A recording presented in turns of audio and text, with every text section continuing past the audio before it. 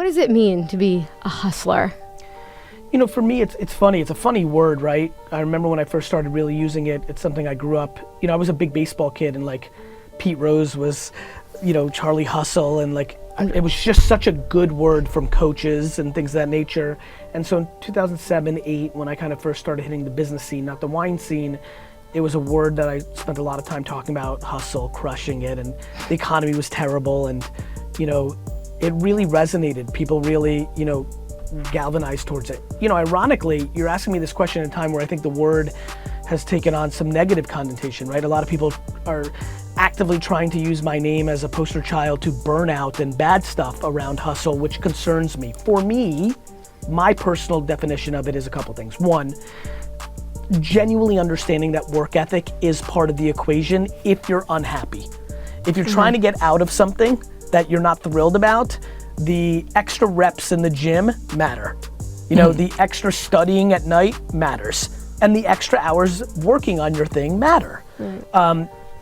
Two, it's for me, it's also kind of very closely linked to passion. When I use hustle over work ethic, it's like happy pursuit.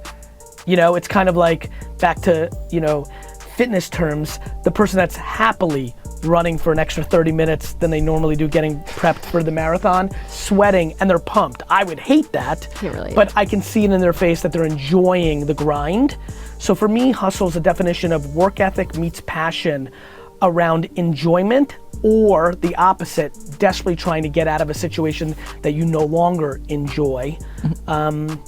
And yeah, I think we've gone through an era where it was glamorized and everybody tried to pretend they were going hard, to your point. I actually think we're in the early stages of it being demonized. Yeah. And that's been fascinating for me to watch it evolve. So for someone who does want to work hard because either they're passionate or they really want to change their position, how can someone what's a question you can ask yourself to be really honest with whether you're hustling or you're wasting time or you're kind of deluding yourself about what you're really doing? You don't really know. It is a post-game thing, which is why I go back to, are you enjoying the process? Like, I love putting in hard work on something that ended up being a huge waste of time because I enjoyed it when I was doing it. I thought it was right. I thought those 15 meetings about this thing were right, but then I ended up not acting on it. I mean, there's been deals I've worked on for 4 months that I decided to pull out at the 11th hour. Did I waste my time? Maybe in the way that question, and a lot of people ask me questions about that, is framed up. I'll take it as I learned from it, and I didn't know it was a waste of time at the time. Like this, the biggest mistake I see in culture, or at least one of the biggest, is people trying to think they know the outcome before going through it. Gary, should I go to grad school or start this startup? I don't fucking know. And nor will you. And even more interesting is once you do it, you'll never know the alternative. Maybe you go and start a $500 million company and you're like, I knew it. But maybe you would have found the love of your life at grad school. Right? I mean, and so can we just once and for all make people understand that they have no idea that knowing what the right decision is at the time you're making the decision is humanly impossible? So something just sort of tied to this. And I apologize. That doesn't mean you can't be thoughtful along the way, right? It doesn't mean that you can make a decision, you're doing it, and then a couple weeks in, even though 3 weeks earlier it seems so right, you're like, wait a minute, this feels like a waste of time. And then even if you declare to your whole world that you're doing this, people fear changing their mind out of judgment. Yes, definitely. So how do you pull out of that decision? Like if you're... Stop worrying about other people's opinions.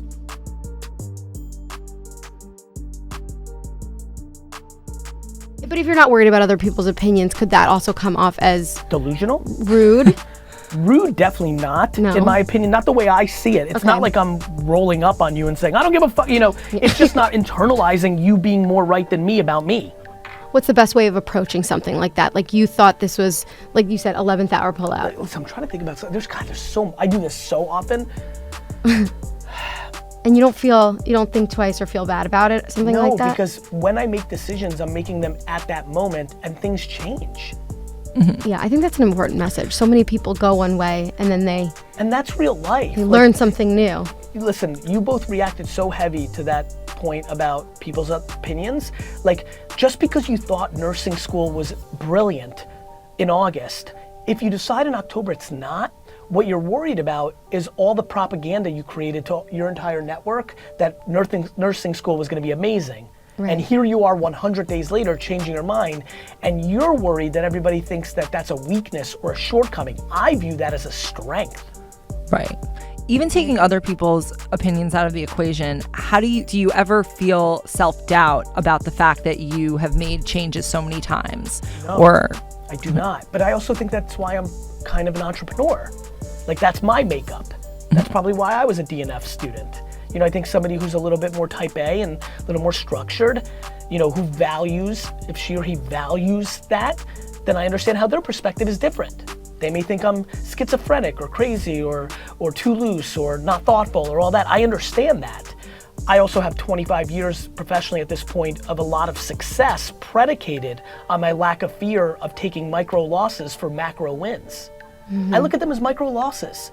I wasted some money on nursing school and 100 days. That's a micro loss versus becoming a nurse for the next 29 years and being unhappy the whole time. Right, definitely. Yeah. Wait, so then you mentioned entrepreneur. What do you feel like, I'm sure so many people say this, but the true like definition of entrepreneur, because it's changed like every year, I feel like it changes. What do you feel like, because you mentioned that just now, what like if she's an entrepreneur or if I'm an entrepreneur, what do you think is the main thing? You know, it's funny, in the last 6 months, a friend of mine, Ted, helped me with this on social recently. Like, I've changed my tone on this. I used to be very aggressive about this because I love being one, and I think that I was potentially audacious and things that I don't appreciate.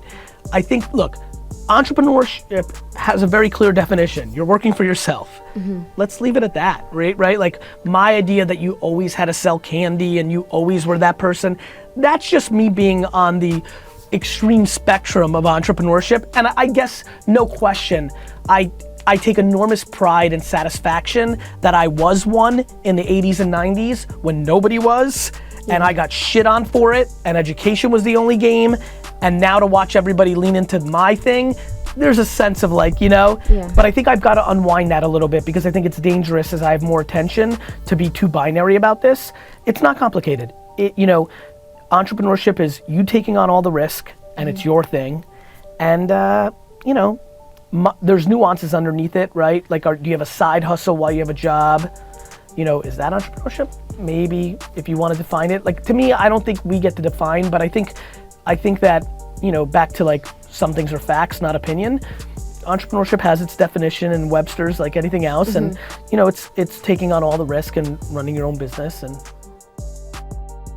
okay, if we put changing your mind on a pedestal, what, you know, or if it's more accepted, what about seeing things through?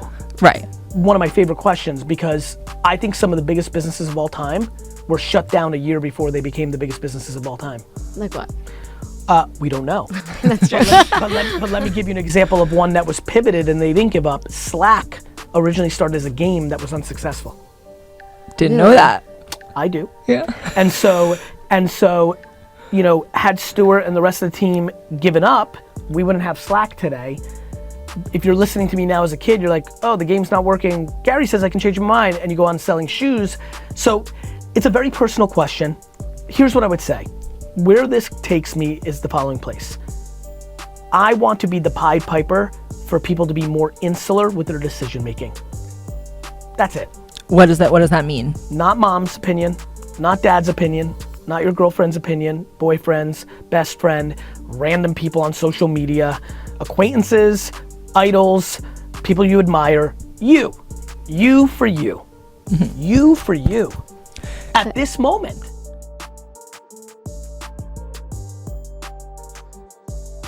I think that a lot of times I've historically taken things for granted that I was gifted DNA-wise. I am only palpable because I have self-awareness.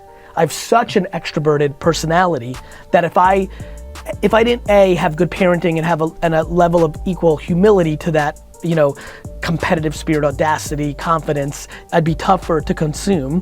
But even recognizing that some people on first impact will not consume me well, allows me to be thoughtful about my adjectives, my words, how I navigate. I agree with you. But if I'm the Pied Piper of only for you, inevitably the next chess step is for us to start talking more about self-awareness. Right. Do you feel like there were moments in your life where you were able to make bigger leaps in your self-awareness, realizing what you actually cared about so that other people can hear what those are and then like look at them for themselves? Yes, I think when I started putting out wine content and later business content, my inherent intuitive understanding that I need to read all the comments created a very intriguing internal understanding versus an external understanding, even though I was consuming external feedback. By seeing myself through other people's eyes, pro, con, and indifference, it started challenging myself to even have more of an interpersonal, inner voice conversation. And I also have an ambitious streak in me. I have an enormous ambition to be liked. And if you care about that, then you inevitably, it's this very big contradiction where I desperately want to be liked, but at the same token, actually don't give a fuck what anybody thinks. And in that constant tension has created a practice of self-awareness. But you have to care a little bit what somebody thinks. Like there has to be some level of I giving. respect what people think because it's their opinion. Right. But I could never make a decision of my life based on somebody who has no idea who I am. Guys, your mother doesn't know who you are completely. It's true. This is very true though, right? Like if you think about it, right? Like you take the 5 to 7 people that you are closest to on earth, and then there's a bunch of people in the room right now, if you really do this is super interesting to me, and you actually think about what they don't know, how the hell is a friend or an acquaintance or a random comment gonna know what the hell, and that's it, that's real life to me. And so how in the world, in a world where I know that to be true, can I let somebody else dictate my decisions? Because they're not dealing with all the information.